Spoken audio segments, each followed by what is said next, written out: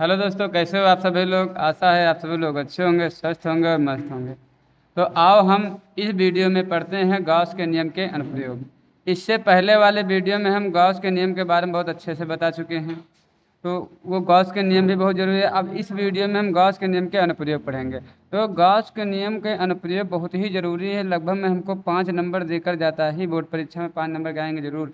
ये क्वेश्चन, अनंत लंबाई के समान रूप से आवेशित सीधे तार के निकट विद्युत क्षेत्र की तीव्रता का जो सूत्र स्थापित करना होता है, ये हमारे एग्जाम में 5 नंबर का आए ही आएगा जरूर।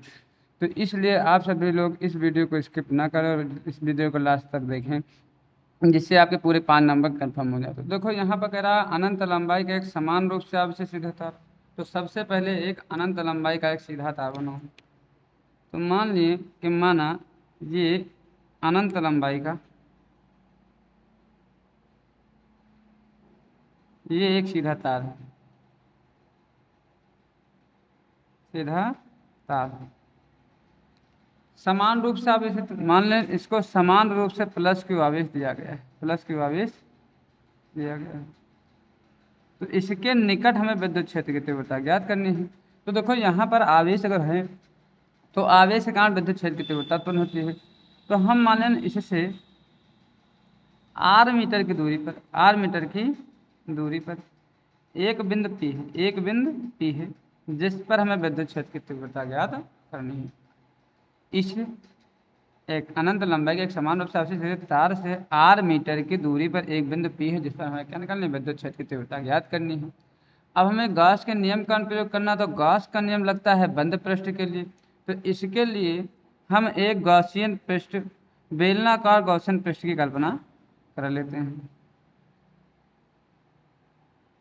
बेलनाकार गॉसियन पृष्ठ की कल्पना करते हैं।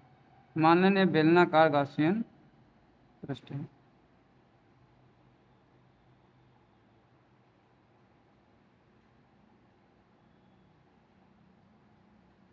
जिसकी लंबाई हम मान लें कितना है टोटल।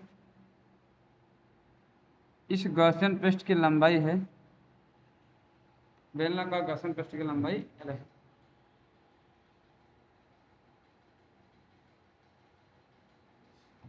तो अब यहाँ पर अगर विद्युत प्लस आवेश है तो इसके कारण विद्युत क्षेत्र की तीव्रता न होगी, जो विद्युत क्षेत्र की तीव्रता की दिशा है वो हमेशा बाहर की ओर होगी। जो अगर प्लस आवेश है तो बाहर की ओर होगी।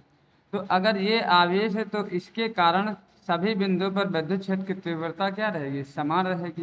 तो हम सभी बिंदुओं पर नियम निकाल कर एक सूक्ष्म बिंदु पर निकाल रहे हैं, और इस सूक्ष्म बिंदु का जो क्षेत्रफल है वो मान लें क्षेत्रफल कितना है, दिए है। क्षेत्रफल की दिशा भी इधर ही को है,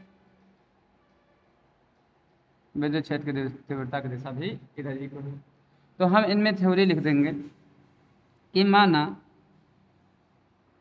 एक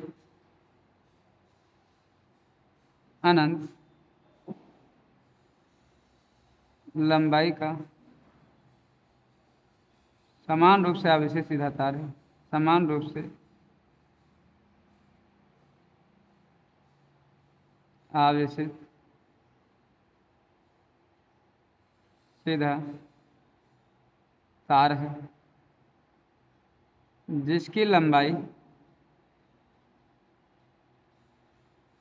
L है, जिसकी लंबाई L है, तथा रेखीय आवेश घनत्व। देखो जब आवेश किसी वस्तु या किसी तार के लंबाई पर एकांक रूप से, मतलब एक समान रूप से वितरित हो, तो वहाँ रेखीय आवेश घनत्व उत्पन्न होता है। रेखीय आवेश घनत्व के बारे में इससे पहले वाले वीडियो में हम बता चुके हैं, उसको देखकर जाकर देख ले, क्योंकि इसमें हम रेखीय आवेश घनत्व के बारे में बहुत अच्छे से बताए हैं। तो हम रेखीय आवेश घनत्व हम मान लें कितना है, लैम्डा है, लैम्डा। तार से आर मीटर की दूरी पर, आर मीटर की दूरी पर एक बिंदु पी है, एक बिंदु पी है, जिस पर विद्युत क्षेत्र की तीव्रता ज्ञात करनी है। विद्युत क्षेत्र की तीव्रता ज्ञात करनी है। अब यहाँ देखो, अतः अगर हम गॉस की प्रमेय से देखें, गॉस की प्रमेय से, तो जो हम विद्युत फ्लक्स निकालेंगे, विद्युत फ्लक्स हाई ई बराबर E D A cos theta, E D A cos theta. यहाँ पर डी ए देखो, यहाँ थीटा का मान कितना होगा, 0 होगा, थीटा का मान 0, क्योंकि यहाँ पर अगर देखा जाए डी ए भी उसी दिशा में, विद्युत क्षेत्र की तीव्रता भी उसी दिशा में है, तो यहाँ पर जो डी ए का मान, थीटा का मान होगा वो 0 होगा। तो थीटा हुआ हमारा 0, तो ई कॉस थीटा हमारा हो गया 0, और कॉस 0 का मान होता है 1। तो ये हमारा फाई बराबर आ रहा है E D A, E D A. देखो कभी भी अगर ये होता है समाकलन, ये हुआ समाकलन, कभी भी समाकलन करते हैं तो डी के साथ में जो रहता है उसको अंदर रखता है, बाकी सबको बाहर। तो डी के साथ में ए है और ए तो कहीं है नहीं, तो यहाँ ई है, तो ई को हम कर दिए बाहर, तो अंदर बचा डी ए, डी ए। अगर देखो समाकलन किया जाता है, अगर डी एक्स है तो समाकलन हो जाता है एक्स, तो अगर यहाँ डी ए है तो हो जाएगा ए, डी ए है तो हमारा ये हो जाएगा ए, ये आ गया फाई, फाई ई बराबर आ गया हमारा ई इंटू ए, इंटू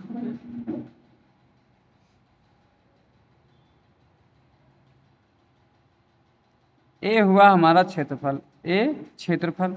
और जो बेलन का क्षेत्रफल होता है वो होता है 2 पाई आर एल, 2 पाई आर एल। बेलन का जो हमारा क्षेत्रफल होता है वो होता है 2 पाई आर एल। अब यहाँ से हम जानते हैं गॉस के प्रमेय से कि फाई ए बराबर क्यू बाई एप्सिलॉन नॉट होता है। तो हम इसकी जगह हम लिख सकते हैं क्यू बाई एप्सिलॉन नॉट। हमें विद्युत क्षेत्र की तीव्रता ई का मान निकालना है, 2 पाई आर एल, 2 पाई आर एल। देखो ये भी बहुत लंबा है, तो हम एक ये भी बात जानते हैं कि जो हमारा लैम्डा रेखीय आवेश घनत्व, लैम्डा बराबर होता है Q by L, Q by L. तो अगर हम क्यू बराबर देखें तो lambda into L, lambda into L, इनका गुणा इनसे कर दिए हम, तो हम क्यू के जगह लिख सकते हैं लैम्डा एल, लैम्डा एल बटे एप्सिलॉन नॉट। ये हुआ हमारा ई 2 पाई आर एल। देखो इधर एल है, इधर भी है, एल से एल कैंसिल, हमें निकालना था ई निकालना था। तो ई निकाले जो चीज, देखो यहाँ पर कितना था, लैम्डा बटे एप्सिलॉन नॉट, लैम्डा बटे एप्सिलॉन नॉट। ई का मान निकालना जो चीज, देखो यहाँ पर 2 पाई आर, इससे गुणे में तो चला जाएगा बटे में, तो यहाँ हो गया 2 पाई आर, 2 पाई आर। तो हमारा टोटल ई बराबर आ गया लैम्डा बटे 2 पाई आर एप्सिलॉन। चाहे ये लिख लो, और नहीं तो इसको थोड़ा और अच्छे से लिख सकते हैं कि ई बराबर 1/2 पाई एप्सिलॉन नॉट लैम्डा बटे आर, लैम्डा बटे आर। इसको अगर इतना भी लिख सकते हो, इतना नहीं लिखना है तो इसको अगर हम लिख सकते हैं, इतना भी लिख सकते हैं। देखो यहाँ पर चाहे यहाँ तक कर दो, चाहे यहाँ तक कर दो, और नहीं तो देखो 1/4 पाई एप्सिलॉन का मान पता होता तो इसे 4 पाई एप्सिलॉन, अगर यहाँ पर 2 को 4 बनाया तो 2 से गुणा ऊपर, 2 से गुणा, देखो 2 से गुणा ऊपर करे, 2 से गुणा नीचे कर दिए। तो ये हमारा डेरिवेशन, ये हो गया विद्युत क्षेत्र की तीव्रता का व्यंजक हो गया। गॉस के नियम का अनुप्रयोग जो था, अनंत लंबाई के समान रूप से आवेशित सीधे तार के निकट विद्युत क्षेत्र की तीव्रता ज्ञात करनी थी। तो हम मान लें कि माना एक अनंत लंबाई का ये था एक तार, जिससे आर मीटर की दूरी पर एक बिंदु P था, जिस पर हमें विद्युत क्षेत्र की तीव्रता ज्ञात करनी थी। तो हमको पता है विद्युत फ्लक्स जो होता है, गॉस के नियम के अनुसार विद्युत फ्लक्स फाई ई बराबर होता है E D A cos theta. Theta होता है कोण, कोण अगर देखा जाए विद्युत जो विद्युत क्षेत्र की तीव्रता और डीए की दशा एक ही तरह, तो थीटा हो जाएगा 0, तो cos 0 का मान होता है 1। तो आ गया हमारा ई डीए। अब ई डीए हो गया, हम जानते हैं कि डी के साथ में जब कभी भी समाकलन का चिन्ह होता है तो डी के साथ में जो अवयव रहता है उसको अंदर रखते बाकी सबको बाहर कर देते हैं। तो अगर यहाँ से देखा जाए ई है तो ई को हम कर दे बाहर, तो यहाँ बचा डीए। डीए का समाकलन किए तो हमारा कितना आ गया, जिसे हम जानते हैं कि डी एक्स है तो एक्स होता है, तो डी ए है तो ए हो गया, ई ए हो गया है ई। ए क्या हुआ, क्षेत्रफल। और यहाँ देखा जाए ये बेलन हुआ, और बेलन का क्षेत्रफल होता है 2 पाई आर एल। बेलन का क्षेत्रफल हमारा होता है 2 पाई आर एल, ये होता है बेलन का